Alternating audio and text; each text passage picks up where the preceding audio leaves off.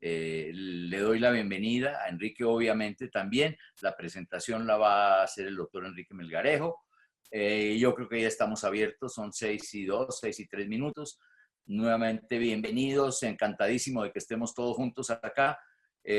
Doctora Dora Inés, no le doy más agradecimientos, que ya se los he dado mucho tiempo y se los voy a seguir dando además. Enrique, como siempre, hágame el favor de presentar a la doctora, si eres tan amable, el doctor Melgarejo. Siga, Enrique. Ok, Jorge, muchas gracias.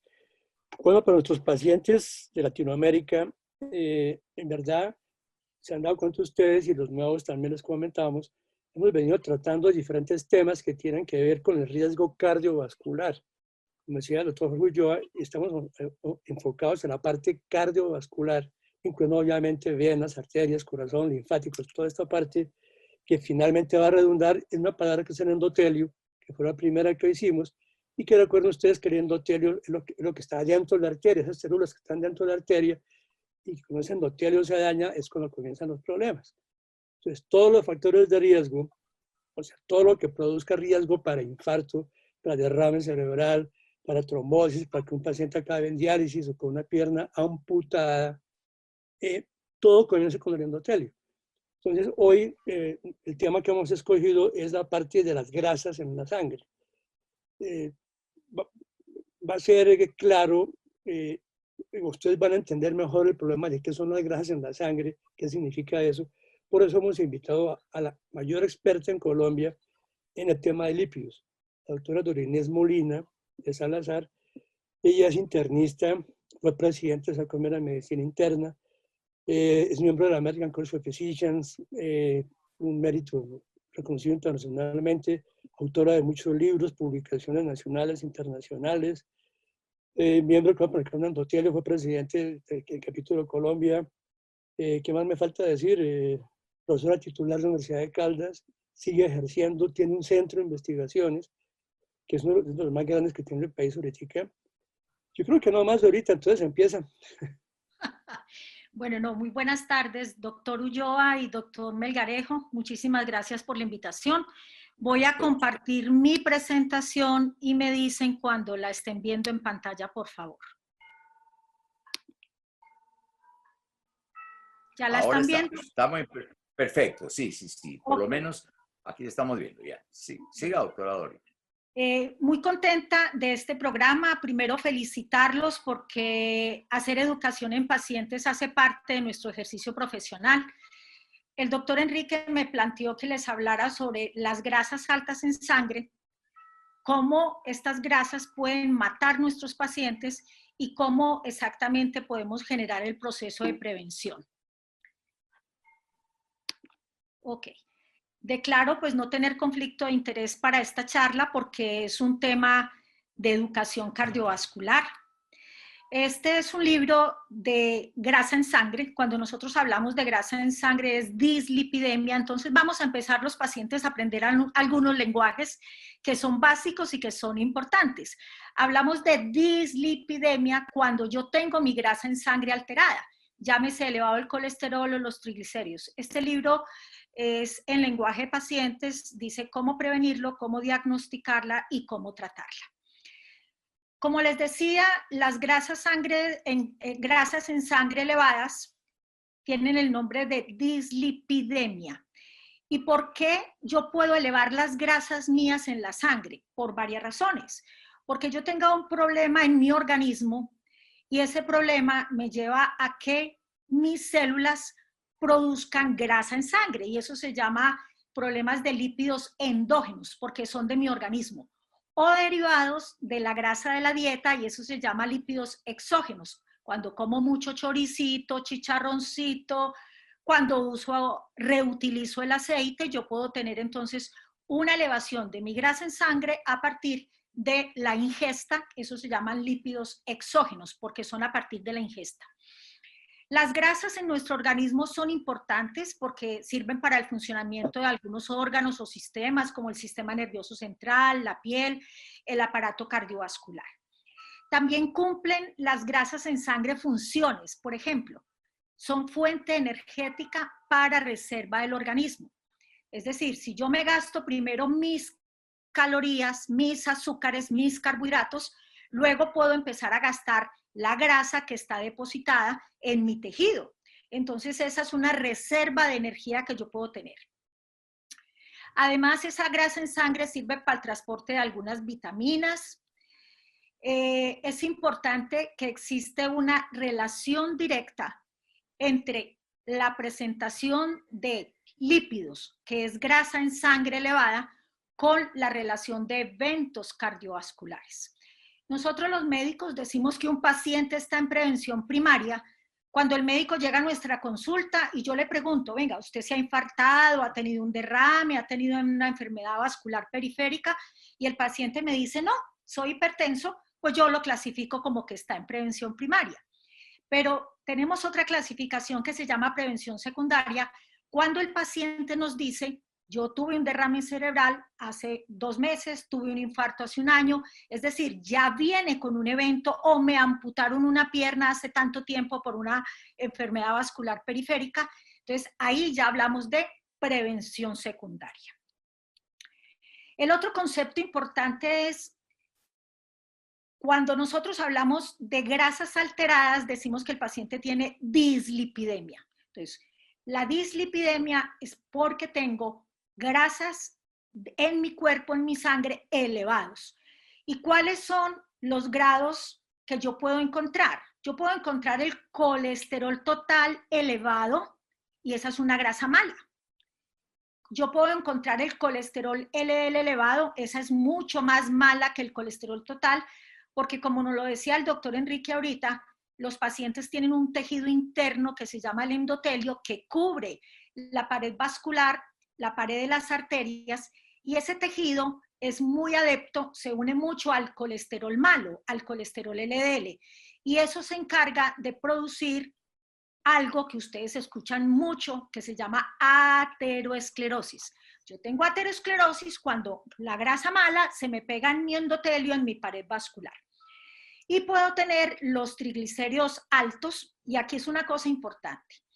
Tanto el colesterol como los triglicéridos son tipos de grasa en sangre elevados y pueden tener orígenes diferentes. Generalmente el colesterol total y el LDL se eleva por consumo de grasa animal, reutilización del aceite, cuando comemos muchos fritos, pero los triglicéridos, que es otro tipo de grasa en sangre, su elevación se da por consumo de harinas, carbohidratos, azúcares. Y tenemos un colesterol que llamamos bueno, que es el colesterol HDL. ¿Por qué el HDL es colesterol bueno? Porque es como el carro basurero nuestro. ¿Qué hace un carro de basuras? Va a nuestra casa, recoge la basura y la lleva a depositarla a otro sitio. Exactamente eso es lo que hace el HDL. Del hígado sale, recoge la grasa que está pegada en la pared de las arterias y la lleva al hígado y la destruye. O sea que si me está sacando la grasa de las arterias, yo puedo decir que en la medida en que tenga más carros basureros, voy a tener menos arterias con grasas pegadas. Entonces, ese colesterol HDL, acordemos lo que es el bueno, que se llama cardioprotector. Les mencionaba que cuando el endotelio tiene grasa pegada, la pared interna de las arterias, eso se llama ateroesclerosis. Y hoy los diferentes estudios clínicos han mostrado cómo la prevalencia de la enfermedad cardiovascular tiene una relación directa con los niveles elevados de colesterol. Es decir, una persona que tenga colesterol total elevado, colesterol LDL elevado y el bueno, el HDL bajo, tiene más riesgo de tener aterosclerosis y de presentar enfermedad cardiovascular. ¿Cuál es la enfermedad cardiovascular? Pues que les dé a ustedes un derrame, que les dé un infarto o que les dé una enfermedad en las arterias de los miembros inferiores.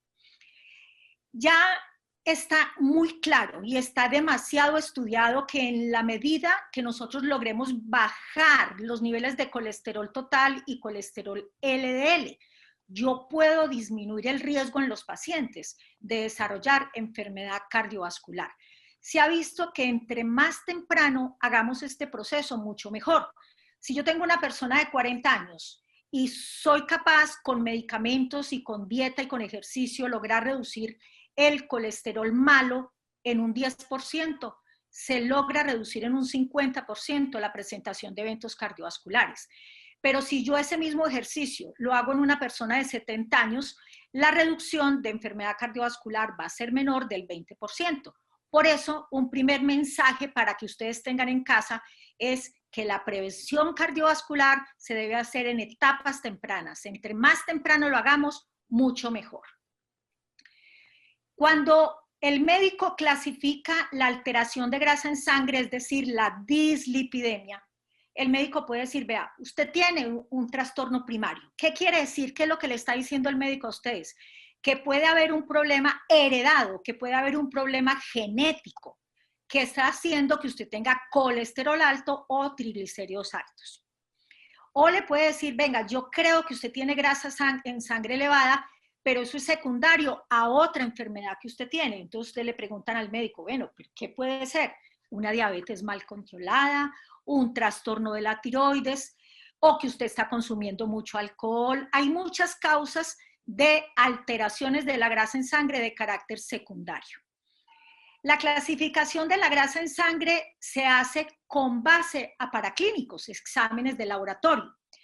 Entonces, si el médico ve que lo que usted tiene más elevado es el colesterol malo, el colesterol total, el médico va a poner en su historia que usted tiene una hipercolesterolemia pura, es decir, elevación del colesterol solito. Si el médico ve que usted lo que tiene de la grasa en sangre elevada son los triglicéridos, el médico va a poner en su historia como diagnóstico hipertrigliceridemia pura. Pero si el médico ve que usted tiene elevado tanto el colesterol como los triglicéridos, pues hablamos de mixta, es una dislipidemia de carácter mixto. Y la alteración con base a la severidad puede ser leve, moderada o severa, dependiendo de si yo tengo el nivel de colesterol cerquita a la meta o si lo tengo moderadamente elevado o si lo tengo demasiado elevado. En el tema de diagnóstico, esto es muy importante para ustedes pacientes. Siempre que el médico les mande un perfil lipídico mínimo, les está mandando un examen que es para revisar la grasa en sangre. Ustedes se deben de presentar al laboratorio con un ayuno entre 8 y 12 horas. Esto es importante porque si yo no hago ayuno, los niveles de triglicéridos pueden estar falsamente elevados. Entonces, ayuno de 8 a 12 horas para yo ir al laboratorio. Cuando me toman la muestra en sangre en el laboratorio, ¿qué es lo que me va a reportar la bacterióloga? Me reporta un colesterol total, que es el malo, un colesterol HDL, que es el carro de basura, el bueno, y unos triglicéridos, que es otro tipo de grasa en sangre. Y con base en eso, el médico y la bacterióloga pueden hacer otros cálculos de otros paraclínicos que podemos discutir ahorita en la reunión con los expertos. Es muy importante que sepamos que entre más alto tengamos la grasa en sangre, mayor probabilidad tengo de un derrame cerebral, de un infarto, de una enfermedad ateroesclerótica en las piernas o de morirme de una muerte súbita, porque esto nos puede matar porque son enfermedades silenciosas. ¿Qué quiere decir de que la dislipidemia es una enfermedad silenciosa? Que a mí no me duele absolutamente nada, yo me siento aliviada, pero como dicen en el argot popular, la profesión va por dentro. Están ustedes con un nivel de grasa que está tapando las arterias con un fenómeno de ateroesclerosis que es progresivo y que puede llevarlos a ustedes a la muerte. Aquí ven un ojo con rojo y esto es importante. Reducir el nivel del colesterol total, que es el malo. Reducir el nivel del colesterol LDL, que es el más malo, es muy importante para que ustedes puedan sobrevivir con calidad de vida. Los parámetros para medir en laboratorio les había mencionado entonces son triglicéridos que tienen relación con harinas, carbohidratos, colesterol total que es el malo, el LDL que es el más malo de todos y el HDL que es el carro de basura que es el bueno. Es muy importante cuando tengan las grasas elevadas en sangre que el médico y ustedes vayan preparados para las preguntas que van a hacer para una adecuada historia clínica. El médico siempre les debe preguntar si consumen alcohol en forma excesiva, si no hacen ejercicio, si tienen dieta rica en grasas, se llama grasa saturada, la grasa mala, la grasa que está en, por ejemplo, carne de cerdo, sobre todo cuando no es tecnificado, y ahorita en el conversatorio podemos ampliar el tema. Cuando se consumen muchas harinas o azúcares podemos elevar los triglicéridos, y la grasa en sangre también se puede encontrar elevada en pacientes desnutridos. Hay unas condiciones médicas asociadas con grasa en sangre elevada, por ejemplo, los obesos, pacientes con exceso de peso, pacientes prediabéticos, pacientes que tienen trastorno de la tiroides. En el embarazo el proceso hormonal puede hacer que se eleven, el perfil lipídico se altere.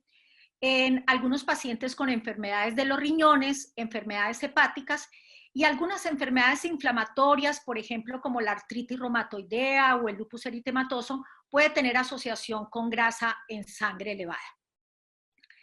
Hay algunos aspectos que los médicos tenemos que estudiar que son muy importantes.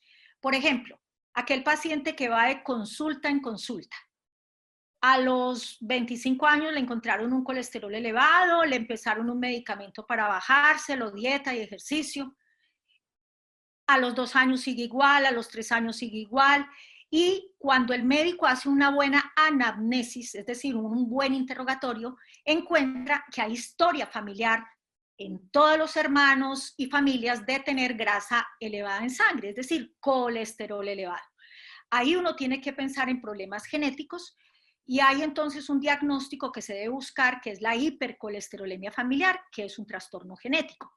Pero también puede haber elevación de los triglicéridos en aquellos pacientes que, a pesar de tener buena dieta, ejercicio y ser juiciosos con su terapia que les mande el médico, sus triglicéridos persisten demasiado elevados, por encima de 885. Ahí también hay un patrón genético que hay que buscar, que se llama la hiperquilomicronemia familiar. Bueno, algunos medicamentos pueden afectar la elevación de colesterol y triglicéridos, sobre todo, por ejemplo, medicamentos que se usan para enfermedades psiquiátricas, algunos medicamentos para la hipertensión arterial. Entonces, el médico debe buscar relación entre medicamentos y elevación de grasa en sangre. En la historia que les hace su médico es muy importante que ustedes mencionen si han sido no fumadores, qué tipo de dieta han llevado, si tienen historia de diabetes, de hipertensión, si han tenido eventos cardiovasculares como infarto del miocardio, derrame cerebral o enfermedad de las arterias de los miembros inferiores, si han tenido problemas hepáticos o problemas renales. Y en la familia es muy importante la historia familiar de enfermedad cardiovascular. Si ustedes han tenido un papá o una mamá o un hermano con infartos jóvenes, es decir, si su papá o un familiar de primer grado ha tenido un evento antes de los 55 años, ese es un antecedente muy importante. Y si su mamá o una hermana o alguien de la familia en primer grado ha tenido un evento antes de los 65 años, hay que anotárselo al médico. El médico en su consultorio debe calcular el riesgo. ¿Por qué les digo esto? Porque es muy importante lograr un tema que se llama corresponsabilidad y empoderamiento terapéutico. Es decir, ustedes como pacientes tienen que conocer muy bien sus enfermedades y acompañar en el proceso para generar control de sus enfermedades. Si el médico les calcula el riesgo cardiovascular, el médico les va a decir que usted es de un riesgo bajo, moderado, riesgo alto o riesgo extremo. ¿Y eso para qué es importante? Para que cuando ustedes vayan a una consulta donde un especialista, donde el médico general, ustedes de entrada pueden decirle, mire, yo tengo un riesgo cardiovascular alto, que me lo dijo el médico en mi consulta. Y él me dijo que la meta, ese es un número muy importante que ustedes tienen que aprender, la meta en la que yo debo tener mi grasa en sangre es tanto, por decir algo. Si yo tengo un riesgo extremo, aquel paciente que se ha infartado varias veces, que a pesar de tomar el medicamento no llega a metas, el colesterol más malo que es el LDL debe estar en menos de 55. Pero si yo tengo un riesgo bajo, mi colesterol LDL, que es el más malo, debe estar en menos de 130. Y siempre los triglicéridos deben de estar en menos de 150. Ustedes como pacientes deben preguntarle al médico cuál es su riesgo y cuál es la meta de la grasa en sangre para que la tengan anotada y para que ustedes colaboren en llegar a esa meta. Lo más importante cuando tenemos grasa en sangre elevada son lo que se llaman cambios terapéuticos en el estilo de vida. Aquí, ¿qué es lo que tenemos que hacer? Dieta. Vamos a hablar ahorita en el conversatorio qué tipos de dieta. Ejercicio, siquiera 150 minutos diarios, ojalá. Lo otro es no fumar. Lo otro es controlar las emociones. Tenemos que evitar depresión y ansiedad. Y lo otro es dormir bien. Tenemos que dormir entre 6 a 8 horas y no fumar. Eso es importante. Medicamentos para el control de la grasa en sangre hay muchos. Vienen muchos estudios, hay nuevos agentes. Este es un cuadro que tiene que conocerlo el médico. Y simplemente lo que le quiero decir es que si usted tiene solo colesterol elevado, el médico les mandará un medicamento para bajar el colesterol. Si usted tiene colesterol y triglicéridos, el médico le puede mandar un medicamento para bajar los dos. Y si usted tiene solo triglicéridos elevados, hay otros medicamentos para bajar los triglicéridos. Ya aquí termino diciendo que el deber de todo médico es conocer el pasado, diagnosticar el presente y predecir el futuro. Para nosotros, los que nos gusta la clínica y la parte semiológica, es muy importante, primero, una buena historia clínica, una buena anamnesis, que es lo que se llama interrogatorio, que ustedes nos cuenten toda su historia personal y familiar, que podamos clasificar el riesgo y que podamos definir a qué metas queremos llevarlos a ustedes. Como les decía Enrique Melgarejo, mi amigo de pocos años, no voy a decir cuántos, mentiras, de muchos años, yo trabajo en la Universidad de Caldas, esto es en Colombia, es una IPS Médicos Internistas de Caldas, tenemos un centro de investigación, he hecho muchos estudios fase 3 en lípidos, pero además soy docente universitaria en la Universidad de Caldas y este es el Facebook, Salud en Vivo, y tengo también un Instagram, @DoraInés_Molina, hago videos en lenguaje de pacientes, todo orientado a riesgo cardiovascular. Muchísimas gracias a este equipo por invitarme y estoy dispuesta, mis estimados doctores, a contestar las inquietudes que ustedes consideren pertinentes. Muchas gracias. Bueno, Dora, esto estuvo muy claro, pero enfatizaste mucho la parte genética, la parte familiar. Entonces yo creo que cualquier persona que tenga un diagnóstico que tiene alto colesterol o los triglicéridos o ambos, debe conocer cómo están sus papás, sus abuelos si están vivos y sus hijos, sobre todo en edades tempranas. Porque queda claro que si los dos papás tienen problema de colesterol, lo más seguro es que los hijos van a tener ese problema.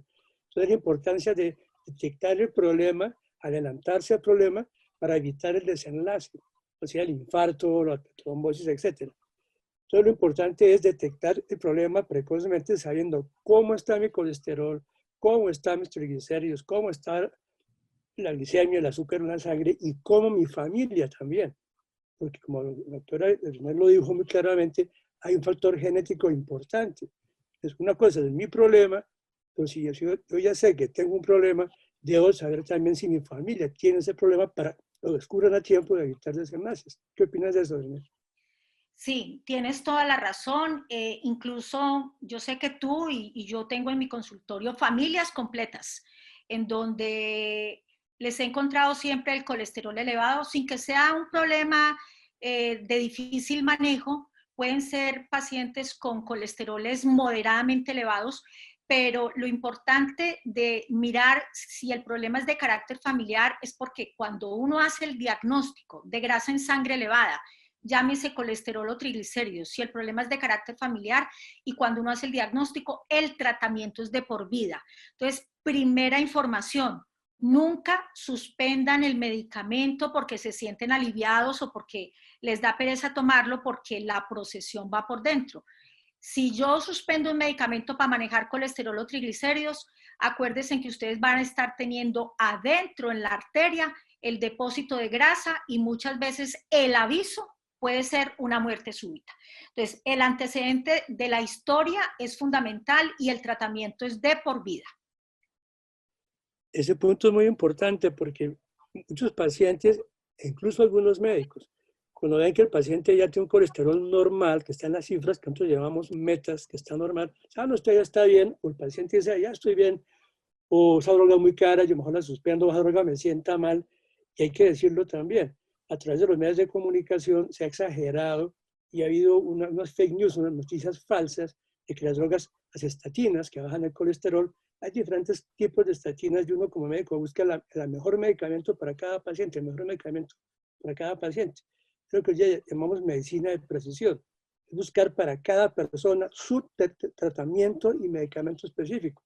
No es que una droga para todo el mundo, como hacen aquí las EPS, Sistema de Salud Nuestro. El paciente el medicamento más barato de todos. Allá iba mi pregunta y quiero pararlos, como ya empezamos a conversar aquí, quiero felicitar a la doctora Dorinés y Enrique, desde luego. Yo voy a pasar por paciente un momentico o por médico general y hacerles dos preguntitas a ustedes, si son tan amables. La primera, que oí, ¿cuál es la diferencia entre arterioesclerosis y ateroesclerosis, como mencionó la doctora Dorinés, para nuestros pacientes? Porque puede llegar y un médico le dice, este tiene aterosclerosis, y el otro dice, tiene arteriosclerosis. Para nosotros es elemental, pero ¿hay alguna diferencia? Dorinés, ¿qué Siempre contestar, Enrique, yo complemento. Bueno, volvemos al tema. El lenguaje médico es otro idioma, tiene orígenes griegos y latinos. La arterioesclerosis es endurecimiento de las arterias, y más que todo de la pared vascular y más que todo de la capa externa de las arterias. Uno toca al paciente el pulso y tiene unas arterias duras. Eso es arterioesclerosis. La ateroesclerosis fue lo que la doctora Dorinés, que es cuando el colesterol se pega al endotelio, se pega a la parte interna del vaso sanguíneo y empieza a formarse la placa de colesterol que finalmente lleva al infarto. Cuando esa placa se fractura, se rompe y se forma un trombo. Entonces, arterioesclerosis es un endurecimiento arterial, es un proceso normal del envejecimiento. Ahora, ¿cuál es el problema? Que la ateroesclerosis, o sea, la placa que está dentro de la arteria, el colesterol, me produce también arterioesclerosis. Y lo contrario también es cierto. Cuando la arteria está muy rígida, una rigidez arterial, ese problema mecánico lo sufre el endotelio. O sea, hay una comunicación entre la parte interna del vaso, esta parte por donde va la sangre, y la parte externa del vaso. Entonces, la aterosclerosis es un endurecimiento de las arterias y la aterosclerosis es el colesterol pegado al endotelio. Eso me queda muy claro y perdón, son dos preguntitas, no sé, creo que la doctora Dorinés iba a decir algo, no quiero interrumpirla. ¿Sí? ¿Quiere decir algo, doctora? Que yo les tengo otra pregunta, sí. Quería complementar a lo que nos dice Enrique, y es, hay niños que nacen con bajo y alto peso al nacer, y eso ya genéticamente los predispone a que su arteria, por un grado de resistencia a la insulina, una hormona que nosotros tenemos, se vaya envejeciendo, se vaya endureciendo. Y si a ese paciente no le ponemos pilas, no le observamos su dieta y su ejercicio, puede hacer el fenómeno ya de ateroesclerosis. O sea, es importante que nosotros diferenciemos y veamos que es, pero los dos procesos están concomitantes. Cuando a una persona le da un infarto, es porque la grasa en sangre que está en una pared dura, endurecida y rígida, se rompió porque tenía mucha grasa y eso se llama placa inestable. Entonces es muy importante que desde tempranas edades nosotros pensemos en nuestros niños, en nuestras familias, hagamos controles tempranos y lo más importante, dieta y ejercicio. Perfecto. ¿Lo puedo interrumpir, Enrique, un segundito también? Claro, me queda la segunda pregunta. Lógico. La costumbre, yo estoy pasando en este instante por paciente. Nos vamos, y para mis colegas de otros países, tenemos la seguridad nuestra en Colombia, se llaman las EPS, o EPS se llaman, son empresas prestadoras de servicios de salud, algo así por el estilo. Y muchas veces va uno y el médico general, a ver cómo podemos corregir esta situación. El médico general le dice, voy a hacerle exámenes de todo. ¿Qué le pide el médico general? Médico no internista, no estoy hablando del internista o el vascular o el cardiovascular. Le pide cuadro hemático, le pide un parcial de orina, no sé, le pide una glicemia y le pide un colesterol o un perfil lípido, que es más moderno que pedir un colesterol. Antes se pedía colesterol, ahora el médico general, con mucho respeto para ellos, pide un perfil lípido. ¿Qué pasa? Este paciente le resultan, lo que todo nos estaba explicando la doctora Dorinés, hay cambios importantísimos que tal vez no se les ha explicado o no hemos entrado, y entonces el médico le responde: su colesterol está alto. Esa es la respuesta: su colesterol está alto. Tal vez no diferenciamos bien entre triglicéridos, colesterol, un lípido, otro. ¿Y qué nos mandan? Una statina. Simplemente haga ejercicio y váyase a la casa. ¿Eso es correcto, doctora Marinés, doctora Inés, perdón, Dorinés, Enrique? ¿Eso es correcto? ¿Qué hago yo como paciente cuando voy? Yo sé que mi papá o mi mamá murieron, uno de ellos hipertenso, otro por lesión en arterias coronarias. Y fui al médico y me contestó eso: tómase una estatina y venga cuando quiera. ¿Es así de sencillo como nos está pasando hoy en día? ¿O vamos a enseñar un poquitico más y vamos a decirle a nuestros queridos colegas y al paciente: tenga un concepto diferente? A ver, ¿qué me quieren aclarar ustedes a mí como paciente? Yo creo que lo más importante que está generando este programa es el tema de corresponsabilidad y empoderamiento del paciente. En la medida que el paciente tenga conocimientos, no de Google, sino de profesionales de la salud, el paciente puede preguntarle a su médico. Y es fundamental lo que yo les decía en la pequeña charla. Mire, cuando usted vaya donde el médico y le digan que tienen un tipo de grasa en sangre elevado, llámese colesterol total, colesterol LDL o triglicéridos, usted tiene que mirar su entorno y mirar si eso es de carácter genético familiar o simplemente le dio porque usted está comiendo mal, porque no está haciendo ejercicio, pero en su familia todos están aliviados. El médico no se puede tranquilizar diciéndole solamente le mando dieta, ejercicio y le mando unas pasticas para mejorar eso. Porque el médico lo que debe hacer ahí es mirar la severidad de la alteración de esa grasa en sangre y clasificar el riesgo. Y ahí valga la pena que nosotros no nos podemos comprometer con metas planteadas por los laboratorios. Por decir algo, un laboratorio clínico dice: mire, el nivel normal para nosotros es 240 de colesterol total, pero resulta de que usted es una persona de 18 años, usted no puede tener 240 de colesterol que lo puede tener una persona de 70, por decir algo. Entonces me parece que ahí es donde el criterio clínico y médico tiene que ayudarle al paciente. Y ahí es donde es la importancia de clasificar el riesgo. Ustedes deben decirle al médico: venga, ¿qué riesgo tengo yo? ¿Cuáles son mis factores de riesgo? Pregunten más. Uno se tiene que empoderar de su enfermedad y con base en eso: doctor, ¿hasta dónde debo bajar mi colesterol? ¿Cuánto tiempo debo tomar mis medicamentos? Porque es muy frecuente que una fórmula de cualquier consultorio sale por 2 o 3 meses. El paciente muy juicioso se tomó el medicamento por 2 o 3 meses, vuelve a pedir cita en 1 año y estuvo casi 8 meses sin medicamento cuando su indicación era que la terapia era de por vida, porque el médico no le dijo y porque el paciente no preguntó. Entonces a mí sí me parece que falta mucho en esa empatía, en esa relación médico-paciente, estas conversaciones, y cuando el paciente está empoderado de su enfermedad, que pregunte: ¿cuál es mi riesgo? ¿Cuáles son mis metas? ¿Hasta cuándo el tratamiento? ¿Para qué me sirve este medicamento? ¿Qué complemento yo con mis cambios en mi estilo de vida? Todas esas preguntas ustedes, pacientes, se las tienen que hacer a su médico. Perfecto, doctora Dorinés, es lo que yo quería saber, pero me falta preguntarle a Enrique algo. Excelente, así hay que hacer. Te llegan, Enrique, perdóname, muchos pacientes remitidos, por ejemplo, por un cirujano vascular. Nosotros no sabemos tanto de lípidos, sabemos cómo se nos vuelven las arterias y cuándo amputar y qué hacer y cuándo hacer una derivación. Pero sabemos tanto de lípidos nosotros o de colesterol. A ti te remiten el médico general, empezamos por el general, no internista, desde luego, por el general. O el vascular te remite pacientes para que maneje los lípidos, o simplemente vuelve y juega. Nos limitamos a mandar un medicamento y decirle haga ejercicio. Sí, bueno, en la vida real, los pacientes que llegan al cardiólogo, generalmente estamos llegando tarde.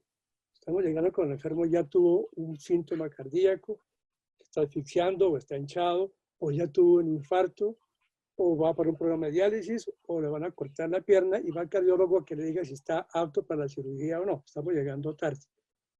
Pero lo que hacemos nosotros es siempre de rutina, pedir un perfil lipídico completo. Y eso ya se ha hablado, pero quiero quedar un instante en ese punto, que una cosa es el colesterol total, otro es el colesterol LDL, que es el malo, como le dijo Inés, y el bueno, que es el HDL. Hoy día lo que más importa es lo que llamamos el colesterol no HDL. O sea, es al colesterol total, le quitamos todo y lo que quede, si lo que no sea HDL, que no sea bueno, es deleterio.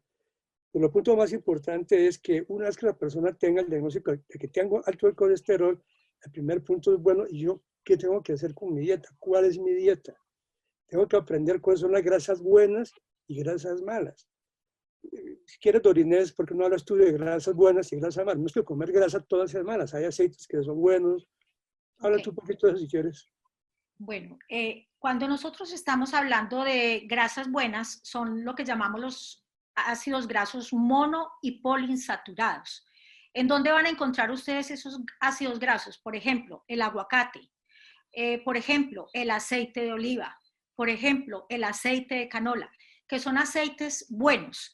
Y ácidos grasos malos son lo que se llaman ácidos grasos saturados, que son los aceites de palmas y el aceite reutilizado. Una recomendación es que si yo estoy fritando unos patacones o estoy haciendo unas empanadas, yo no debo estar reutilizando el aceite. ¿Qué es lo que pasa con la grasa saturada, que le da muy buen sabor a las comidas? Todos hemos estado en las carreteras y nos paramos en alguna tienda o en algún sitio donde venden chorizos o costilla, y el olor es delicioso y nos comemos una super costilla espectacular porque el ácido graso saturado le da muy buen sabor a la costillita, pero cuando yo miro el aceite donde han freído esa costillita es negro y ese aceite reutilizado es el que eleva el colesterol total, el colesterol malo. El HDL es el colesterol bueno. ¿Cómo puedo yo elevar el colesterol bueno? Primero, con ejercicio. Eso tiene unas proteínas, la apoproteína 1 es la que protege el corazón de los infartos. En la medida en que yo haga buen ejercicio, yo puedo elevar. Algunos estudios hablan de que un traguito diario, una copita de vino, sobre todo las dietas mediterráneas, pueden ayudarnos a elevar el colesterol HDL. Pero eso se eleva a expensas del HDL3, que es la fracción global, o sea, es una de las fracciones que no es la buena. La buena es la HDL2. La HDL2 definitivamente se eleva con actividad física y bajando los triglicéridos. En la medida que yo bajo los triglicéridos, yo puedo elevar el HDL, que es el bueno.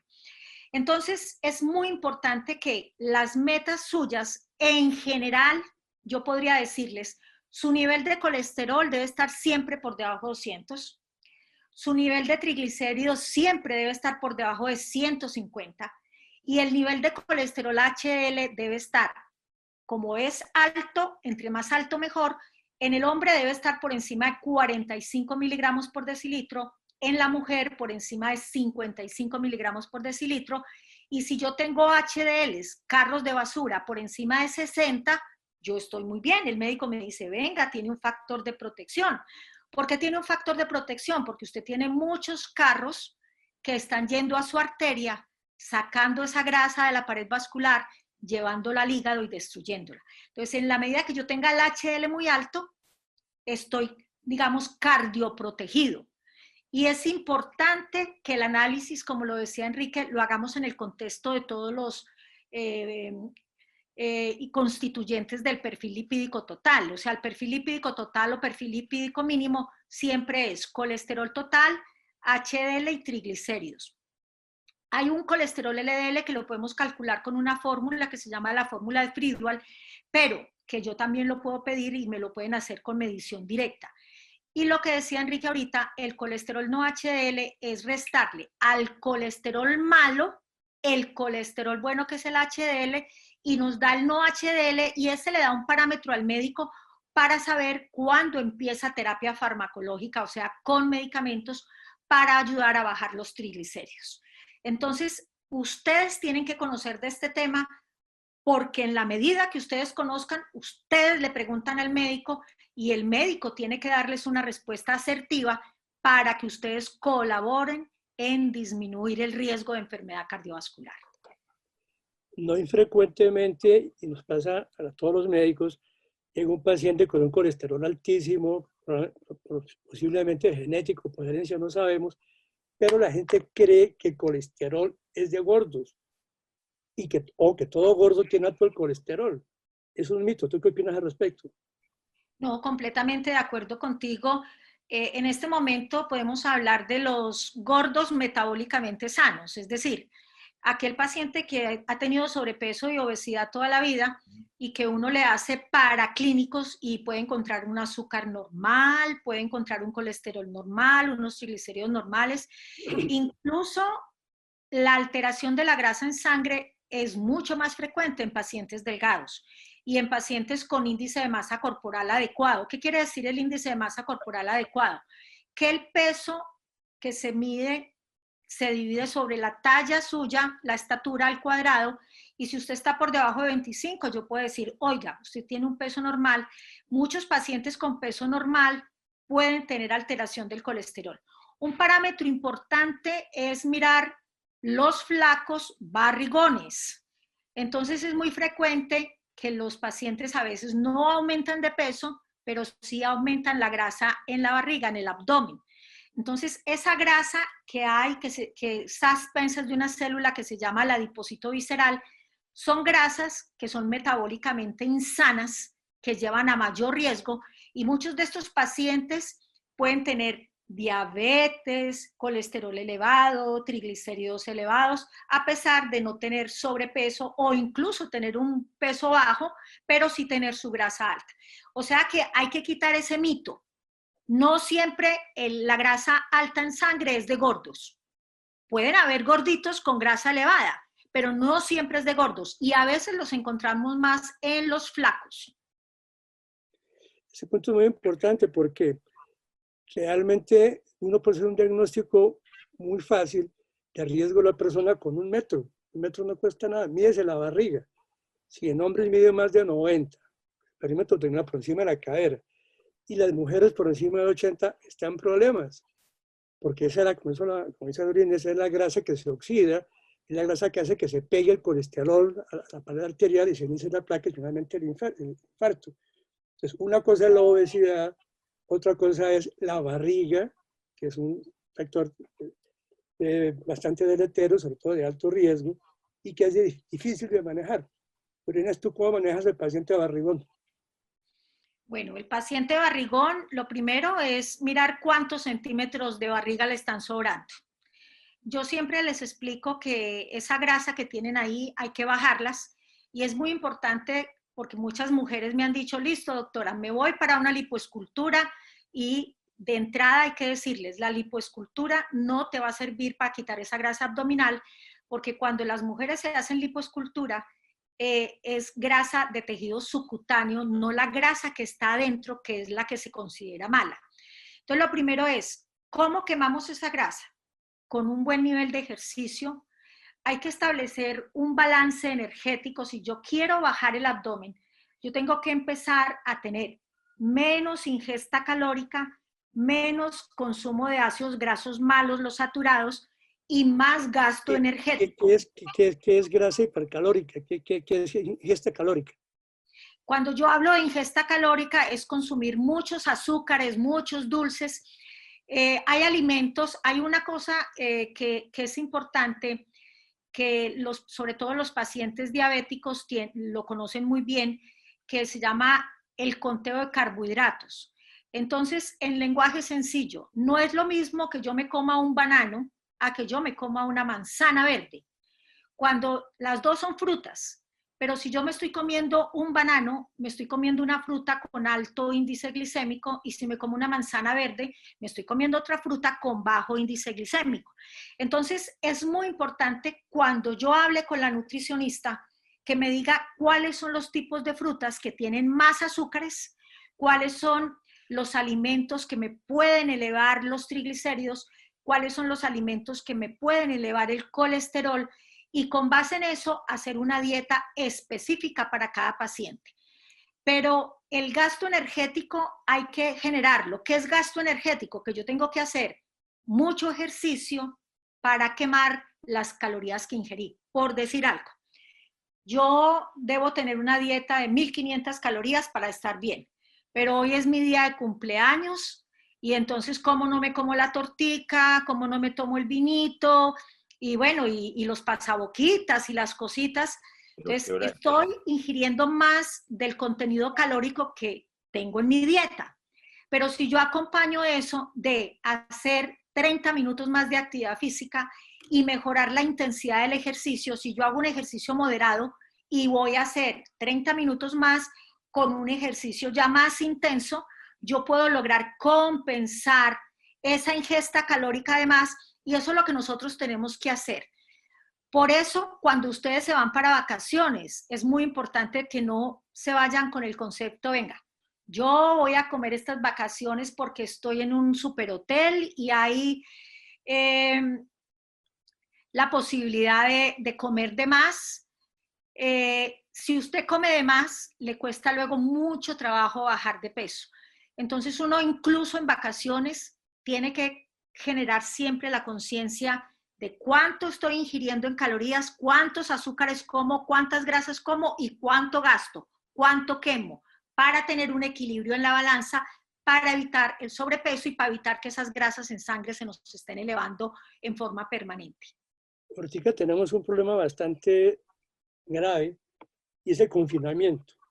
El confinamiento que ha sido muy largo, sobre todo en Colombia, que nos pusieron prematuramente y más que todo en Bogotá. La gente que se dedica a ver películas, a ver Netflix, comer maíz pira, o en fin. Y hemos visto pacientes que están llegando ahora sarcopénicos. Sarcopénicos es que el músculo está atrofiado porque no sale a la calle, porque le da miedo que le pegue el virus, porque no se asolea, se le baja la vitamina D3, los ligamentos se cogen, en fin. Llegan con un estado físico lamentable, sin ejercicio y con una alta ingesta calórica. Ya saben ustedes que es calórica, muchas calorías. Todo lo que sea dulce tiene muchas calorías. Pero yo quiero hacerle una pregunta a Dorinés para que a los pacientes que nos están oyendo les explique más o menos lo que dicen los talegos de que grasa saturada, calorías. ¿Qué debe el paciente saber al respecto y si es bueno que lo revise o no? Es muy importante que nosotros tengamos la cultura de revisar la literatura que está anexa a un medicamento. Sobre todo los medicamentos procesados son aquellos medicamentos que tienen ciertas condiciones para que no se dañen. Alimentos. Los alimentos, sí, los alimentos. Tienen ciertas condiciones para que no se dañen. Esos alimentos procesados pueden tener alta cantidad de calorías. Entonces lo que ustedes van a mirar es en la tabla anexa cuántas calorías yo estoy ingiriendo por porcentaje, por decir algo. Eso dice, si yo me estoy comiendo un brownie completo, o si me como medio brownie, o si me como un cuarto, ustedes pueden hacer la diferenciación. Entonces es muy importante siempre revisar la etiqueta de cada medicamento. Si una etiqueta les dice que el alimento que ustedes van a comprar tiene alta cantidad de ácidos grasos saturados, no es bueno que lo compren. Si dice que el alto contenido es de ácidos grasos mono y poliinsaturados, lo pueden comprar.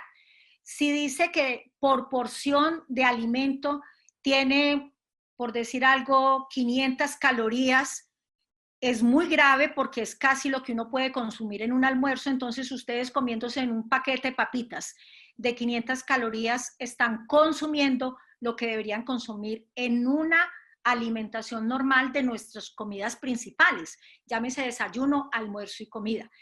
Es fundamental mirar las etiquetas. es muy importante, si ustedes están con una nutricionista, poder analizar el tema de conteo de carbohidratos, porque eso les va a permitir en determinado momento que uno diga, hay intercambio de la lista. Bueno, hoy es viernes, no voy a tener la comida normal, me quiero tomar un vinito, me quiero comer unos pasabocas, pero yo tengo que mirar eso, cuánto me está incrementando de mi dieta que ya tenía en contenido calórico, en contenido de azúcares y de carbohidratos y de grasas malas que son las saturadas. Fundamental que aprendan a leer las etiquetas. Jorge, ¿ya tenemos preguntas? Sí, sí, Enrique, yo quiero hacer varias, es decir, llevando los tiempos para ser más organizaditos, tenemos 10 minutos o creo que 7 minutos, hay algunas preguntas, pero antes de eso yo quiero hacer una pregunta a ustedes y que estemos todos, que participemos. Hasta ahora hemos hablado de exámenes, hemos hablado de la bioquímica, de la biología un poquitico.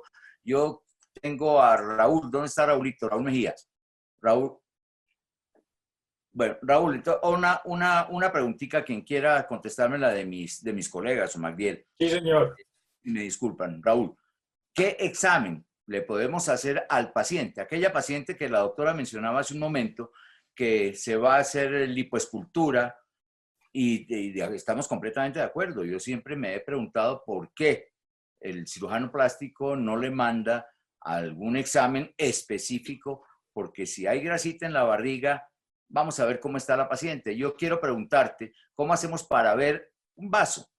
No hablemos de arterias coronarias, pero ¿qué podemos encontrar nosotros en una arteria femoral, en una arteria ilíaca, en una arteria, las arterias de las piernas, las que llevan la sangre a las piernas, que es el reflejo? Primero preguntarle a Raúl si es el reflejo de cómo está todo el organismo y si simplemente podemos hacer otro examen que no sea solamente el examen de laboratorio, si podemos ver cómo están las arterias. Muy, muy corto, Raulito, si eres tan amable. Ok, gracias, doctor Ulloa.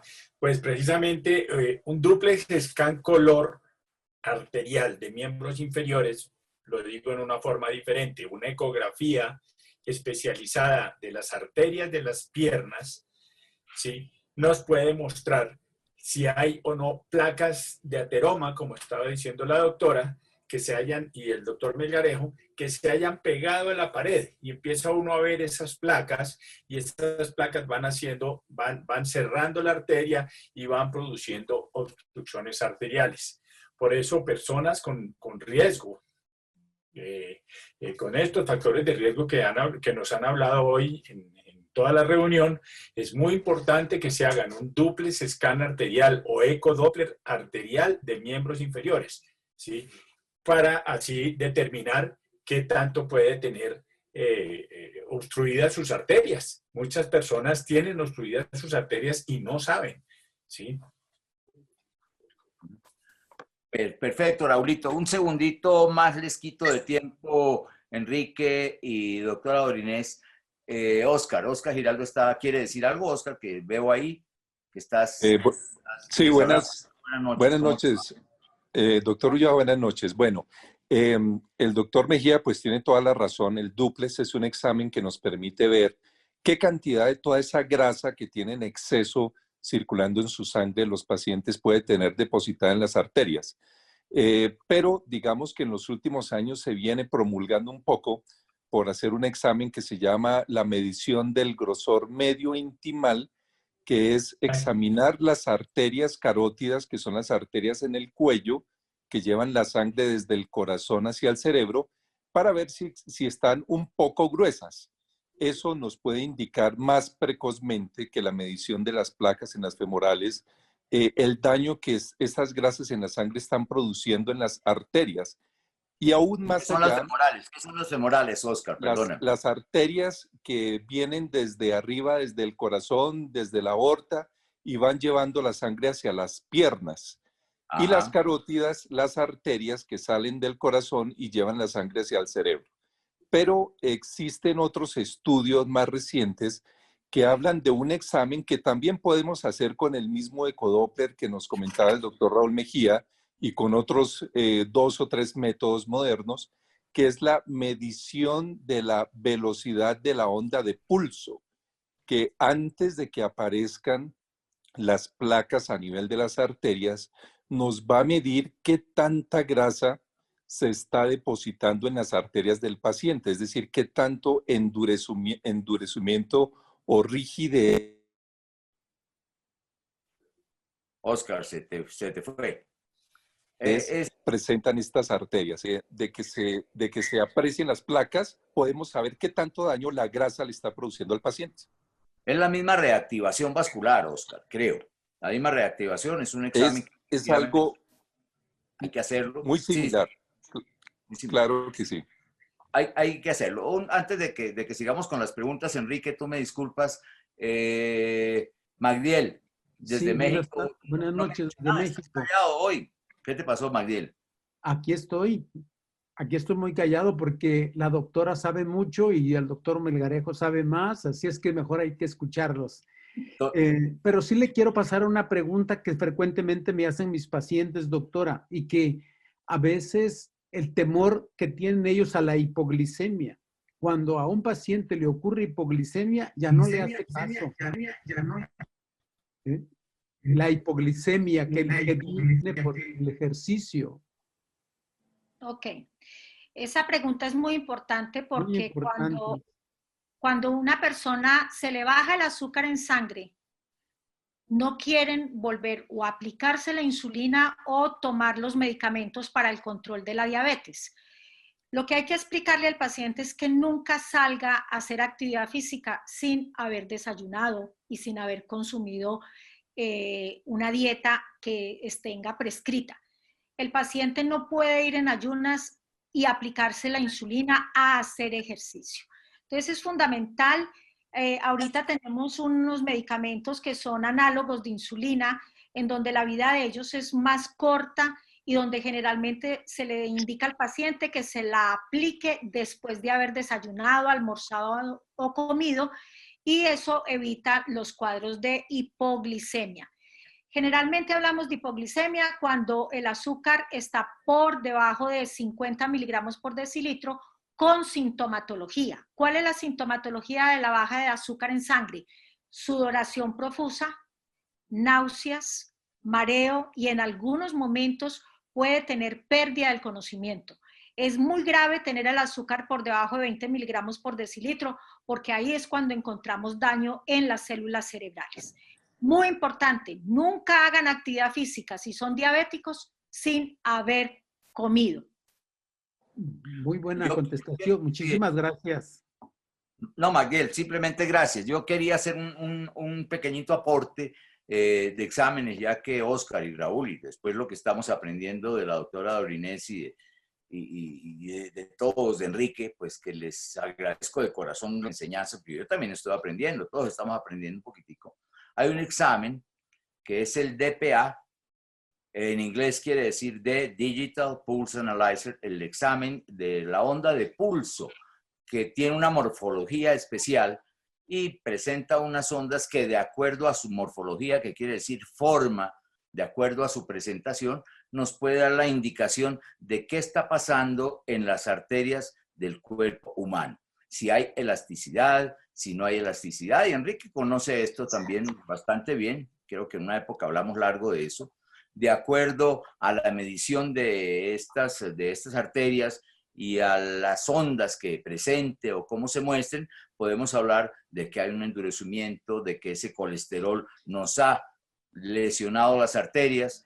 Inclusive nos da la edad de las arterias que uno la pone versus la edad del paciente. Hay paciente de 80 años, una persona bastante dinámica, bastante activa, y las arterias, según marca los estudios que se hicieron, marcan 59 años de edad. Esto parecería paradójico o risible un poquitico, es una realidad, y la onda de pulso se está usando ya desde hace algún tiempo, mostrándonos la morfología. Eso era todo lo que quería apuntar, y es un examen que toma aproximadamente 15, 20 minutos, no toma absolutamente nada más. Y no duele. Y no duele. Y no duele, ¿no, Enrique? Correcto, no duele absolutamente nada.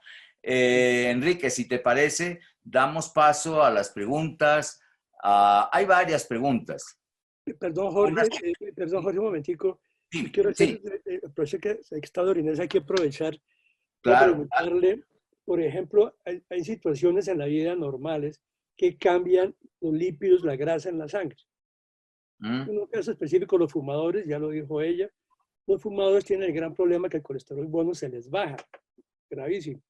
Pero ¿qué le pasa a las mujeres después de la menopausia, Dora Inés?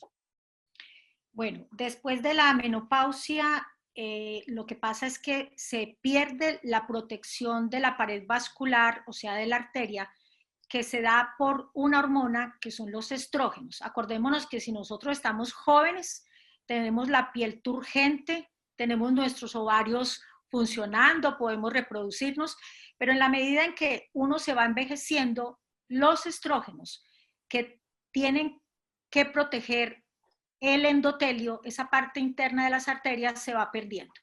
Cuando una mujer entra en la etapa de la menopausia, hay un cambio en el perfil lipídico. ¿Cuál es ese cambio? Lo primero es que se eleva el colesterol total. Se baja el colesterol HDL. Puede haber, por incremento, redistribución de la grasa. Las mujeres que eran 90, 60, 90, ya empiezan a tener 90, 90, 90 o 100, 100, 100, porque hay redistribución de la grasa. La grasa empieza a redistribuirse a nivel abdominal. Acordémonos, esa forma de reloj de arena se pierde porque hay redistribución de la grasa. Y esa redistribución de la grasa hace que esa mujer tenga mayor riesgo de enfermedad cardiovascular, colesterol total elevado, LDL, que es el más malo, elevado, HDL bajo, puede elevar los triglicéridos, hay mayor oxidación, lo que nos decía Enrique ahorita, y es que la grasa que se pega a nivel de la pared vascular se oxida y la oxidación hace que esa grasa se pegue más y puede formar mucho más rápido ateroesclerosis. Y esa aterosclerosis, si no se maneja adecuadamente, esos pacientes pueden hacer infarto, derrame cerebral, y es muy grave porque en este momento la enfermedad cardiovascular en la mujer está incrementándose a nivel mundial. Perfecto, Enrique. Sí, bueno, continúa. Jorge, entonces abre el micrófono para preguntas si quieres. Sí, sí, está correcto. Aquí tengo a Hola. Mónica, buenas noches. ¿Cómo te va? ¿Bien? ¿Qué más? Ya habíamos preguntado por ti, nos hacías falta. No, ¿cómo va a ser si llega a las 6:05? Pero hasta ahora te dejas ver. Ah, pues sí. Muy bien, Quisiera muy bien, hacer de pronto una intervención. ¿Tú quieres preguntar algo, Mónica? De pronto sí, y también una intervención. Dale, dale, dale. Muchas gracias, doctora Inés. Interesante todo lo que ha dicho. Pero bueno, un aporte dentro de lo personal.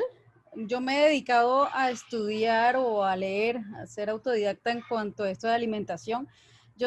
Mis padres sufren de dislipidemia y de hecho yo siendo una mujer joven, deportista, porque hago mucho ejercicio y cuidándome con la alimentación, jamás mi perfil lipídico se había regulado.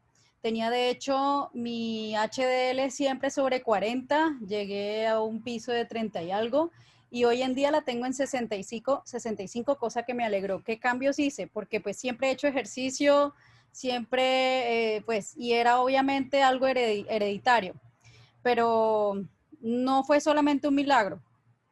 Entonces, ¿qué descubrí o qué me funcionó a mí? Que de pronto a algunos les quiera interesar, pues sobre la dieta cetogénica. Yo no hago una dieta cetogénica pura, 100%, pero sí hago como un Mónica, 50%. De hecho, ¿qué es dieta cetogénica? Sí, perdón, verdad. Bueno, tradúcenos, Mónica. Es una dieta rica en grasas saturadas, es todo lo contrario a lo que se está diciendo. Es lo diferente, o sea, entonces ahí sí quisiera de pronto que la doctora... Sí, no entro en nada, sí, la doctora Dorinel. Entonces, de hecho las dietas con grasas saturadas, el mayor estudio que se ha hecho, o sea, esto que yo le estoy diciendo lo corrobora el mayor estudio que se ha hecho en la historia, que es el estudio de Framingham, en Massachusetts, donde 5,000 habitantes del pueblo los estudiaron y vieron que todos los pacientes que consumían, que eso fue en 1940, no me acuerdo, todos los que consumían dietas ricas en grasas saturadas eran los que tenían un perfil lipídico adecuado, eran los que fácilmente bajaban de peso, etcétera. De hecho, antes consumíamos más dietas con grasas saturadas. Lo que nos engorda o lo que nos altera el perfil lipídico en realidad son los carbohidratos. Esta dieta cetogénica tiene unos pilares fundamentales que es no comer carbohidratos o baja en carbohidratos. Yo como bajo en carbohidratos. No me abstengo, como en el día, de pronto en la mañana mi desayuno, un carbohidrato y poco. Y así, cero azúcar y la grasa, la leche entera, el queso, cuanto más graso y así. Y me ha funcionado perfectamente y hoy en día tengo mi HDL en 65. Es algo personal. ¿Cómo es el dicho? Una gaviota no hace llover. ¿Cómo es? Pero yo sé que soy yo solamente, pero para mí es algo valioso, porque llevo años haciéndome un perfil lipídico y por primera vez tengo un HDL en 65 y me siento vital. Mónica, demos la palabra a la doctora Orinés, a ver, para que nos cuente.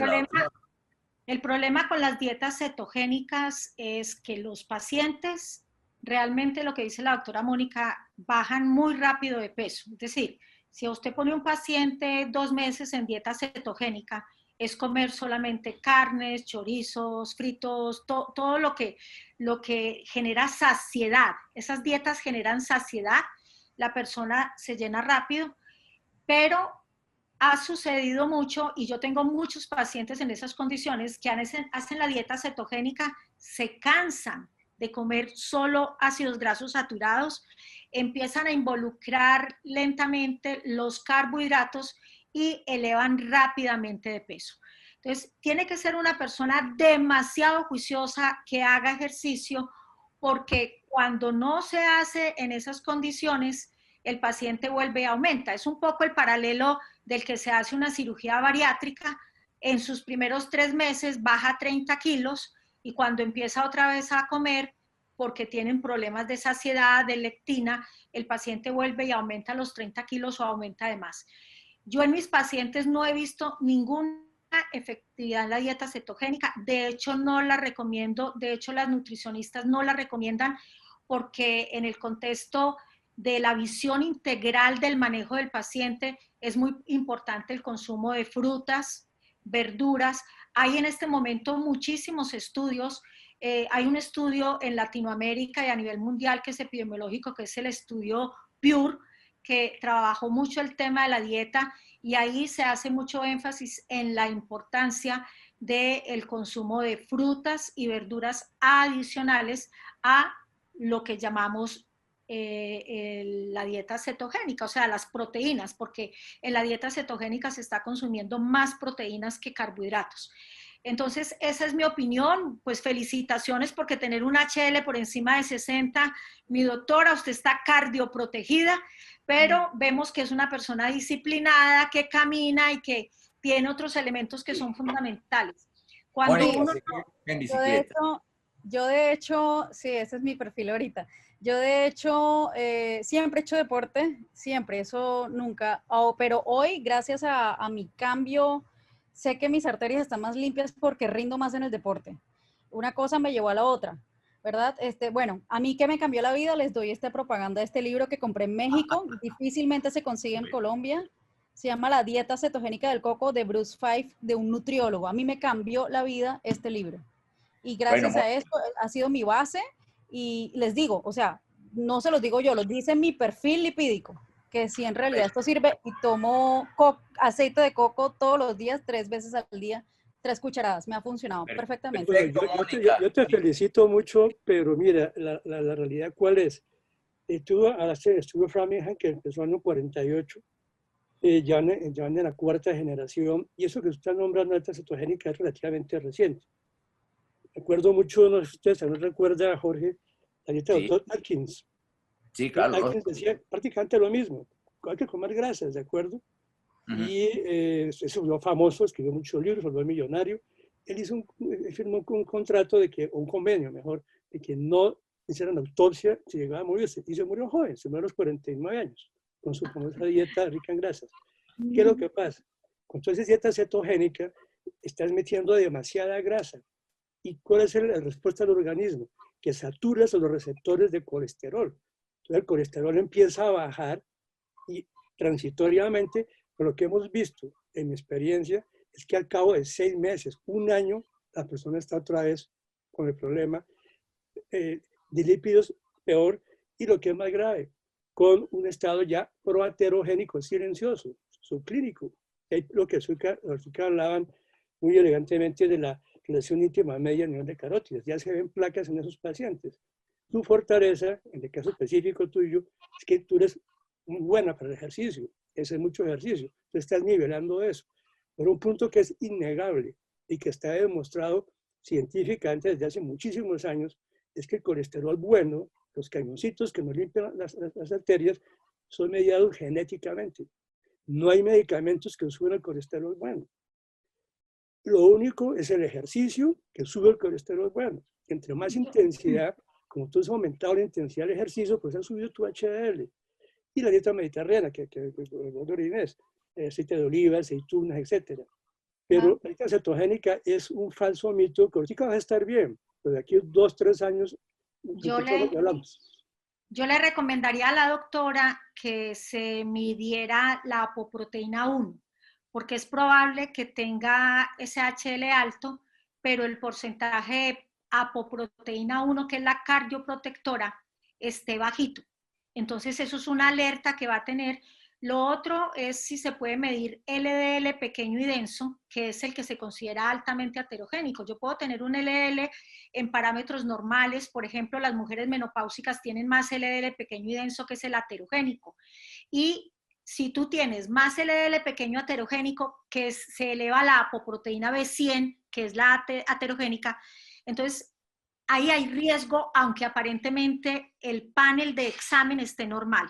Entonces, hacerse una apoproteína 1, una apoproteína B100, y si es posible, ¿usted vive en México? No, acá en Colombia. Ah, en Colombia. Sí está pero mi corazón está en México. Ok, una apoproteína 1 que hacen los laboratorios y una apoproteína B100. Sabe la historia.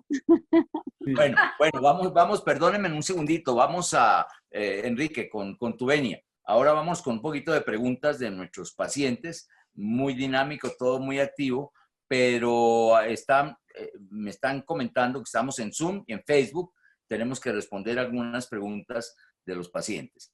La primera de ellas, y Enrique dirige cómo las contestan. ¿Los remedios caseros sirven para bajar los niveles de triglicéridos y colesterol? Es una pregunta.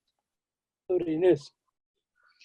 Bueno, entonces, cuando nosotros hablamos de remedios caseros, se está hablando muchas veces de las bebidas que se preparan en la casa, los jugos verdes. Generalmente, si usted ha ingerido muchas harinas y tiene los triglicéridos altos y usted está bajando a tomar, digamos, agua con limón en ayunas y está disminuyendo el consumo de jugos de frutas que no son recomendables por la fructosa, que tiene mucho azúcar y eleva los triglicéridos, le puede ayudar. Pero si usted tiene un problema severo de colesterol total elevado, de triglicéridos elevados, los remedios caseros no le van a servir. Hay un momento en donde el patrón genético implica terapia farmacológica, asociado a dieta y a ejercicio. Muy bien, perfecto. Otra pregunta. ¿Con qué frecuencia se debe o debe uno, como paciente, hacer exámenes de colesterol y triglicéridos? ¿Y con qué frecuencia estos niveles se modifican?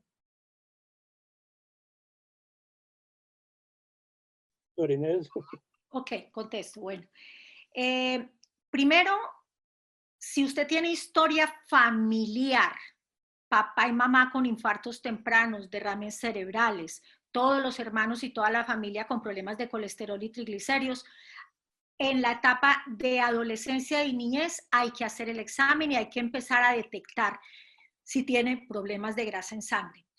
Si usted tiene xantomas eruptivos, son unas lesioncitas que se presentan en la piel como focos de grasa o lesiones a nivel de codos y a nivel de rodillas, usted debe ir donde el médico a que le haga un perfil lipídico. Pero en general, una persona a los 18 o 20 años debe hacerse un chequeo completo con un perfil lipídico mínimo, colesterol total, HDL y triglicéridos. Si eso da normal, el médico le puede decir siga haciendo dieta, ejercicio, vuelva en 5 años. Si eso da alterado, se debe hacer dieta, ejercicio entre 3 y 6 meses. Si en 6 meses ese perfil no ha mejorado de acuerdo al riesgo que usted tenga y de acuerdo a la meta que el médico le haya dicho, a los 6 meses debe empezar terapia farmacológica asociado y dieta de ejercicio para controlar sus niveles de grasa en sangre. Muy bien. Totalmente cierto, y quiero complementar, y lo digo porque todo nos pasa. Una cosa es que el paciente tome pepas y no cambie su estilo de vida. Si como estoy tomando droga para el colesterol, ahora sí puedo comer más chicharrón. Eso es falso. Que la base de tratamiento es dieta, ejercicio, más la terapia que formula el médico, y debe ser, como ya hemos dicho y quiero insistir, permanente y continuo. Si el paciente suspende las estatinas, que repito, hay diferentes tipos de estatinas, al cabo del tiempo vuelve a tener colesterol alto, salvo que tuviera un colesterol alterado por una dieta inadecuada. Si el paciente tiene un colesterol alto y ajusta su dieta, cambia el estilo de vida, hace ejercicio, deja fumar, seguramente ese colesterol se normaliza y ahí sí no requiere tratamiento, se puede suspender. Pero como lo dijo la doctora Adriana, es que es muy cierto. La gente puede o producir mucho colesterol, así no coma grasas, o tener alto colesterol porque coma mucha manteca, o ambas cosas. Enrique, esta no es pregunta de paciente, pero ya que oí que nombraste la palabra chicharrón, ¿qué hacemos? Estamos en Colombia. Y México. ¿Qué hacemos? ¿Qué hacemos? Cuéntame, ¿cada cuánto podemos comer un chicharrón? ¿O no lo volvemos a mirar? ¿O decimos que lo friten más o menos? Enrique, cuenta la historia que vivimos con los cerdos tecnificados. Ahí es donde está la respuesta. Cuenta. A ver. Cuéntala tú que tienes más vivencia de eso. A ver, una cosa es comer cerdo alimentado con aguamasa, otra cosa es comer cerdo tecnificado. Enrique y yo tuvimos la posibilidad de estar en un viaje hace muchos años en Antioquia, en Medellín, en unas granjas de San Antonio del Prado, en donde nos mostraron cómo el cerdo se alimenta con sorgo, con todos estos alimentos que permiten evitar el aumento de grasa saturada. Pero además son cerdos modificados genéticamente. Entonces, como son modificados genéticamente, si yo me voy a comer un chicharroncito, debo hacerlo de un cerdo tecnificado y no de un cerdo alimentado con aguamasa. Lo segundo, ahorita existen aparatos importantes que permiten que usted no frite el chicharrón, es decir, existen equipos y aparatos y ollas especiales en donde yo pongo el chicharrón, bota toda la grasa y queda completamente seco y no lo estoy metiendo en aceite. Entonces, ese tipo de preparación, más que sea la fuente cerdo tecnificado, nos permitiría que sigamos comiendo nuestros frijolitos con chicharroncito. Totalmente de acuerdo, sí. No, lo está cancelando, pero esta preguntita para ustedes dos. Voy para Villa de Leyva. La doctora de pronto ha estado y qué bueno si no le invitamos un día a Villa de Leyva. Y tengo que pasar por Ubaté. En Ubaté hay unos tolditos blancos muy simpáticos, muy buenos. ¿Cómo hago yo para decirles quiero un chicharrón purificado? ¿Qué hacemos? Doctor Inés o Enrique. Sí, tecnificado, bueno, ya mejor. O especializadísimo. Quiero un jamón serrano, no de jabugo, sino un jamón serrano que sea completamente tecnificado. ¿Qué puedo hacer? Lo sabroso es lo sabroso. Ahí muy complicado porque primero a usted lo está llamando el olor. Ese chicharrón y esa costillita de ahí de ese toldito le va a saber espectacular porque está con grasa saturada. Y acordémonos que la grasa saturada aumenta notablemente el sabor de las comidas. Se lo va a tener que comer y irse a tomar una pepa a la casa, hacer ejercicio, pero es imposible que usted en un toldo pida cerdo tecnificado y que tenga una olla especial donde no lo frite. Es complicadísimo. Ahora, volviendo al tema del viaje a, bueno, cualquier otra... Sí, ya me pongámosle otro nombre. Hay muchos tolditos, ¿cuánto es a eso? Hay un punto que es importante. Si yo quiero un chicharrón, me lo puedo comer, ¿por qué no? si chicharrón no es veneno. Lo malo es la frecuencia con que lo haga. Eso sí es un problema.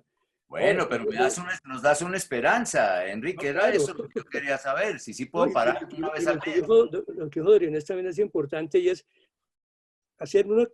tener en mente, yo tengo una cuenta bancaria. Y esa cuenta bancaria, el saldo rojo es mi corazón, mis arterias. Si yo un día me excedo, me meto una, ¿cómo se llama? Una fritura de esas que es muy Chicharronada, Enrique. Si me como una cosa de esas, lo puedo hacer, lo disfruto y me lo gozo, no está atormentándome, uy, esto me va a dar un infarto de mañana, no le va a dar un infarto de mañana, olvídese. Pero esta noche voy a comer una ensalada de verduras y no voy a comer ninguna harina, nada, estoy balanceando. Si yo me sobregiro, si yo meto mucha grasa y mucha caloría y no la quemo, me sobregiro y hay que decirme el saldo rojo que sale costoso. Pero no es que un chicharrón me vaya a matar y que si hoy me comí un platado de manteca me va a matar otro día, no. Aún más, pacientes que han tenido un infarto, uno les dice, mire, bajo su responsabilidad, y lo que dice René es muy importante, al paciente empoderarlo del autocuidado, porque los médicos no hacemos prescribir pepas y curar enfermedades, eso no lo hacemos. Si el paciente no toma conciencia de su problema y él no tiene mismo, repito, la cultura del autocuidado, estamos fracasando, él y yo, el paciente y yo. Si el paciente tuvo un infarto y le provocó, le contaron, como es un chicharrón, cómaselo, maestro, pero ese día no más, haga ejercicio, al otro día un poquito más y compense con ensalada de frutas 2 o 3 días más, no hay problema. Bueno, mantenga la balanza, eso es importante. Pero la doctora... Bueno, por lo menos nos están aclarando una serie de cosas. Va otra pregunta para ustedes. La hipercolesterolemia familiar puede causar un ACV. Aclaremos, ACV es accidente cerebrovascular isquémico y nos ponen entre paréntesis que son trombos por hiperagregación plaquetaria. Mi hijo de 15 años sufrió hace 4 meses un ACV, un accidente cerebrovascular isquémico, pero los médicos no lo han asociado con la hipercolesterolemia. Hasta ahí queda la pregunta. Sí. La hipercolesterolemia familiar hay que tener en cuenta que pueden ser de 2 tipos. La hipercolesterolemia de carácter homocigoto, y es cuando los niveles de colesterol LDL están por encima de 300. Y la heterocigota es cuando el LDL está por encima de 190. ¿Cómo diferencia el médico eso? Generalmente la que tiene los colesteroles por encima de 300 son personas que no sobreviven y el porcentaje es muy poquito de ese tipo de personas en el mundo. Son poquitos, 1 en 1.000.000. Pero la heterocigota es muy frecuente, 1 en 250, y es aquel paciente que tiene 250, que tiene de pronto 200 de colesterol LDL, que está en tratamiento y mejora, pero suspende otra vez el tratamiento y vuelve y se eleva. Entonces, cuando hay ese patrón genético, sí hay una relación directa con presentación de eventos cardiovasculares. Llámese accidente cerebrovascular, el derrame cerebral común, o llámese infarto del miocardio. Sí hay una relación directa. Es muy importante que lo estudien y hay patrones genéticos que ayudan a mirar, porque esos pacientes, a pesar de que hagan dieta y ejercicio, tienen un problema en los receptores hepáticos. ¿Y qué es lo que sucede? Que no hay receptores para internalizar el colesterol. Entonces, a pesar de que yo hago una buena dieta, hago un buen ejercicio, tengo un problema endógeno. No es exógeno por lo que consumo, sino que mi cuerpo está produciendo grasa y yo estoy produciendo grasa que mi hígado no es capaz de catabolizarla, de internalizarla, porque tengo problemas en los receptores de LDL en el hígado. Entonces, es muy importante que esa persona se haga un estudio, mire cómo está su nivel de colesterol LDL. Se habla de hipercolesterolemia familiar en los niños cuando el LDL está por encima de 160, la heterocigota, y los adultos por encima de 190. Y si eso es así, hay exámenes genéticos que su médico le puede mandar para comprobar. Ahí el tratamiento con las estatinas, que son los medicamentos de elección, son estatinas de alta intensidad. Y si eso no mejora, ya hay otros medicamentos muy importantes que se llaman inhibidores de PCSK9, que pueden ayudar a que usted tenga el colesterol en la meta específica. Le recomiendo que vaya donde su médico y le hagan un perfil genético y lo evalúen bien. Es muy importante. Perfecto, doctora. Muchas gracias. Oscar está levantando la mano, creo. ¿Quieres preguntar algo? Oscar Giraldo. Sí, sí, era con respecto a la preparación de los alimentos. Es que tengo un hijo cocinero experto en bioquímica que hablaba sobre el chicharrón y sobre la carne de cerdo. La pregunta que uno como consumidor puede hacer en el restaurante es si este cerdo, este chicharrón, tiene una cocción mayor de 36 horas al vacío, es más confiable que el que no tiene ese tipo de preparación. Era simplemente esa anotación. Gracias, Oscar. Bueno, sigo con mi Pero inquietud. para no dejar el tema chicharrón, que es un tema muy agradable, el tema chicharrón, un truco es cuando nos traigan el chicharrón, entonces, como viene seguramente con grasa refrita, que son grasas trans, que son las peores que hay, un truco que ayuda es coger el chicharrón en una servilleta, envolverlo y exprimirlo, sacar el aceite, es decir, comer menos aceite de grasa trans, que es muy deletérea. Bueno, hoy aprendí una serie de cosas y no me quitaron el chicharrón, definitivamente. No es frecuente, pero no me han quitado de todo. Aprendiendo cómo comer chicharrón en esta charla, eso está bien. Estoy feliz, lo que veo sobao es preguntar el cerdo de dónde viene. Ahí lo veo difícil, pero voy a comer una vecita cada mes. Me parece perfecto. Bueno, una aquí pregunta, Jorge. Dime, Magdiel.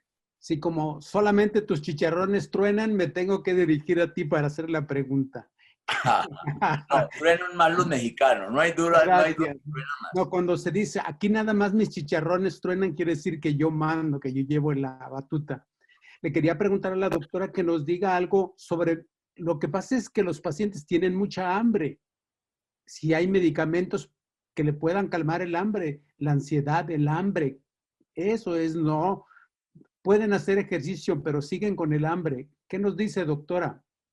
Bueno, generalmente hay que mirar un tema que yo les planteé, que es si hay ansiedad, si hay depresión, si se convierten en ratones de nevera, eso toca mirarlo porque muchos pacientes comen por ansiedad y cuando uno ve el paciente que come mucho, come muy rápido.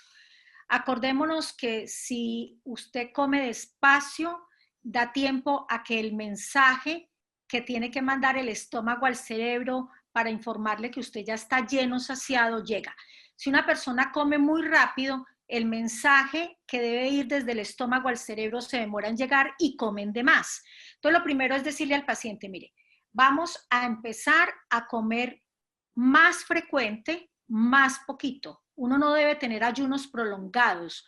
Los ayunos prolongados generan resistencia a la insulina y los ayunos prolongados hacen que esa persona que no desayunó se quiera comer el mundo entero en el almuerzo o que no desayunó y almorzó, se quiera comer absolutamente toda la nevera en la comida.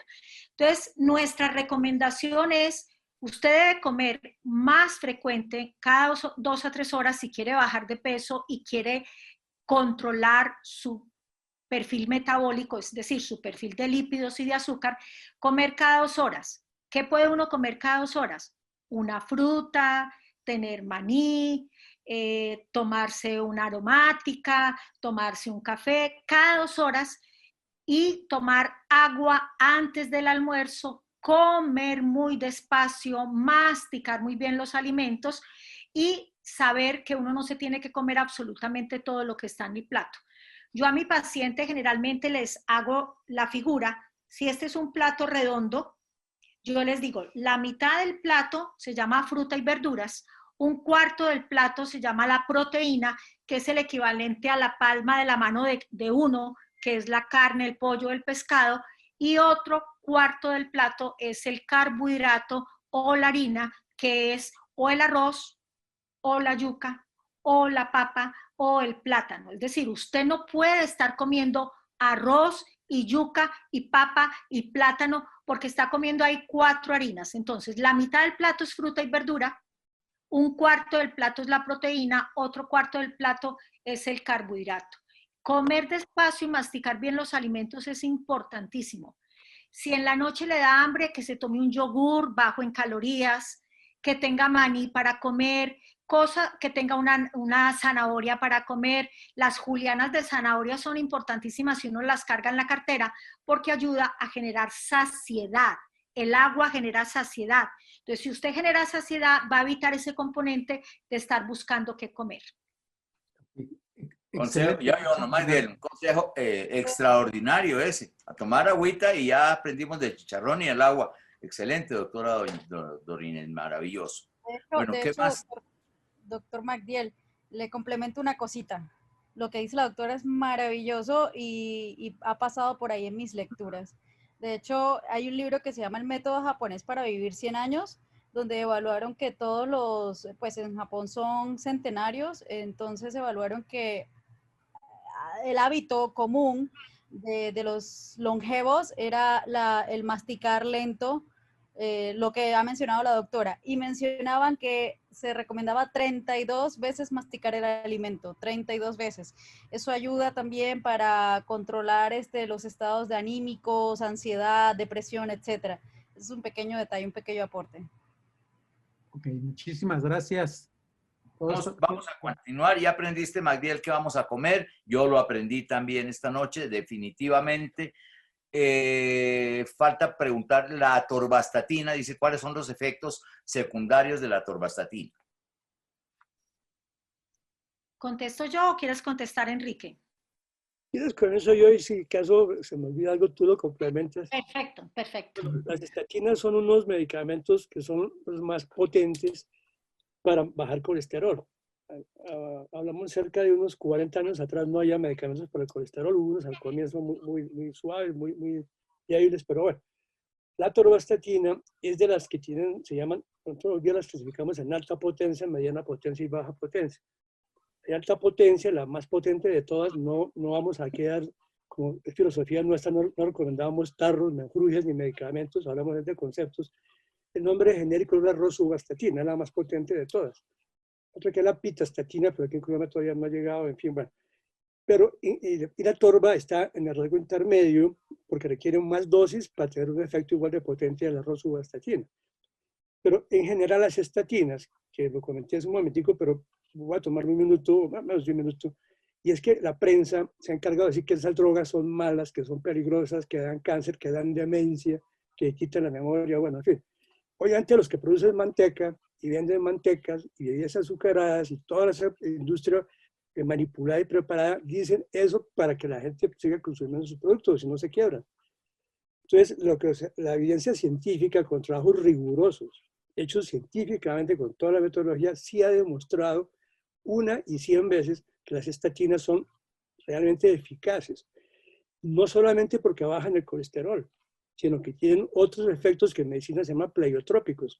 O sea que además de bajar el colesterol malo, algunos ayudan a subir el colesterol bueno, en una parte muy mínima, pero bueno, pero baja el colesterol malo. Y además de eso tiene un efecto antiinflamatorio a nivel de la pared arterial, de esa pared arterial que está enferma, que está el colesterol molestando ahí, la desinflama. Tiene un efecto antiproliferativo. ¿Qué quiere decir eso? Que hace que las células de las arterias no se muevan, no migren, que no formen las placas ateroscleróticas. Es decir, las estatinas sirven, hay evidencia, y como todo medicamento, la siempre conocida aspirina tiene efectos secundarios. El agua en exceso es mala. La sal es necesaria para la vida. Ella surgió en el mar. El exceso de sal es la que es mala. Todas las estatinas, la torva y todas las estatinas tienen un efecto secundario más frecuente de todos, es que tiene una interacción por su mismo mecanismo de acción a nivel hepático, a nivel del hígado. Ustedes se darán cuenta, queridos pacientes, que cuando uno formula estatina, al paciente siempre le pide control el perfil lipídico más lo que vamos a SGLT y SGPT, transaminasas, cómo está el hígado. Es raro, porque como está escrito a todo paciente que tome estatinas, a torva, roso, cualquiera de las que sea, hay que pedirle siempre un examen de hígado, que se le piden la sangre. Y en segundo lugar, pueden producir un síntoma más frecuente de todos, que es debilidad muscular, de fatiga, la gente se siente cansada. Uy, no me quiero levantar. Es un efecto secundario.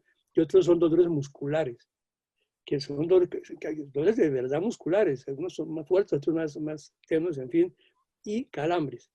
Eso es importante que ustedes lo conozcan para que, si toman alguna estatina y tiene ese efecto, le comenten a su médico, para que le regule la dosis o le cambie la estatina por una que tenga menos efectos secundarios. ¿Ustedes quieren complementar algo?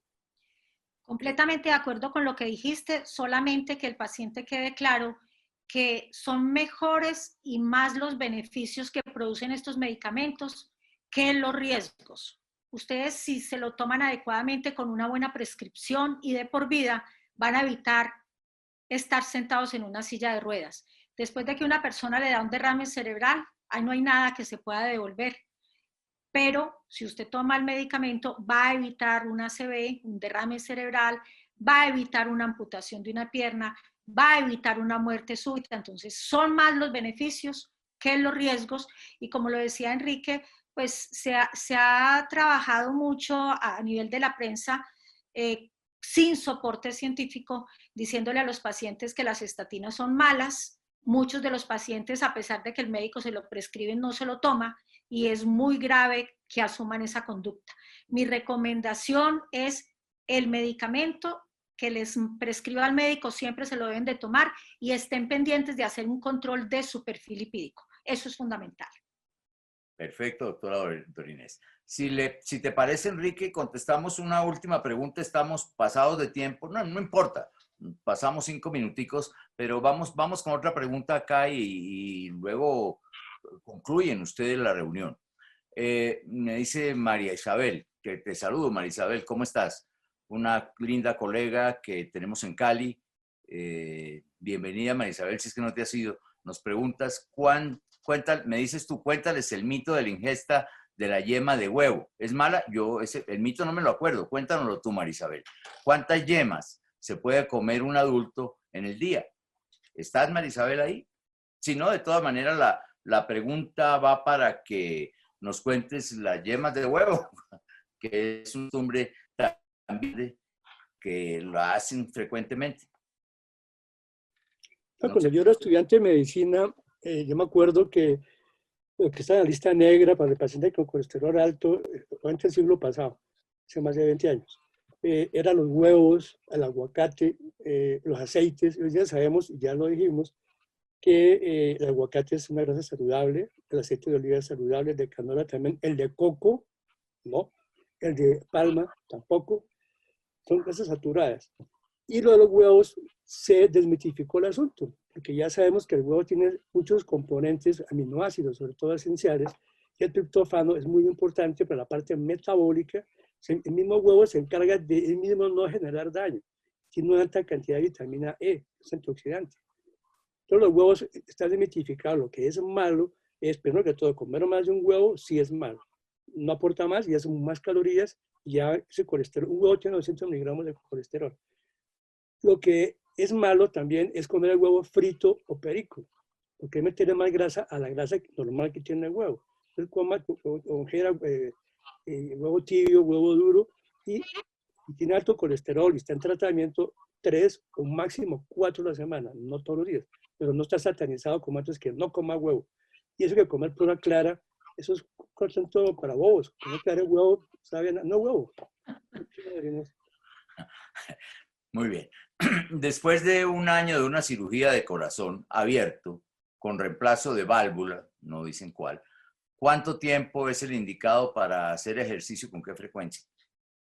Ya nos salimos de los colesteroles, pero Enrique, creo que... No sacaron el tema, pero bueno, no importa, para pacientes.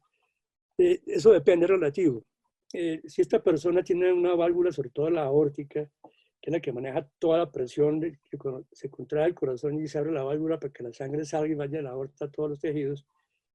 Si esa persona era sedentaria, si no hacía ejercicio antes, pues iba a empezar a hacerlo ahora, pues va a ser un problema.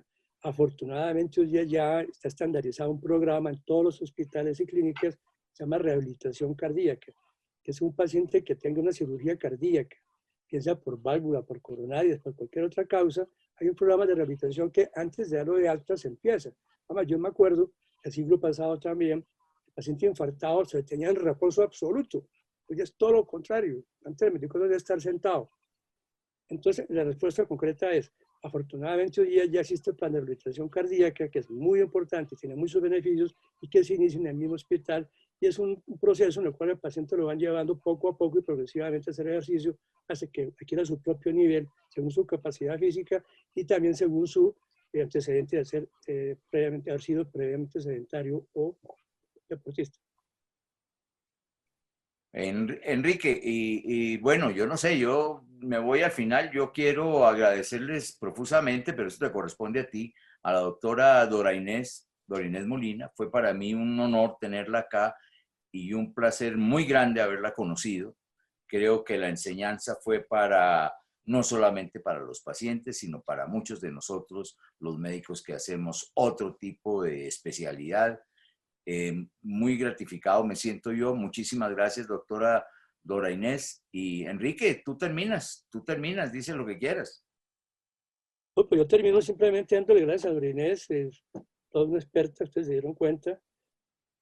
Dora Inés, muchas gracias por aceptar la invitación. Esperamos que la próxima vez que hablemos de este tema, contemos contigo nuevamente. No, a ustedes muchísimas gracias y felicitaciones por estar trabajando en un tema vital, que es el tema de educación del paciente.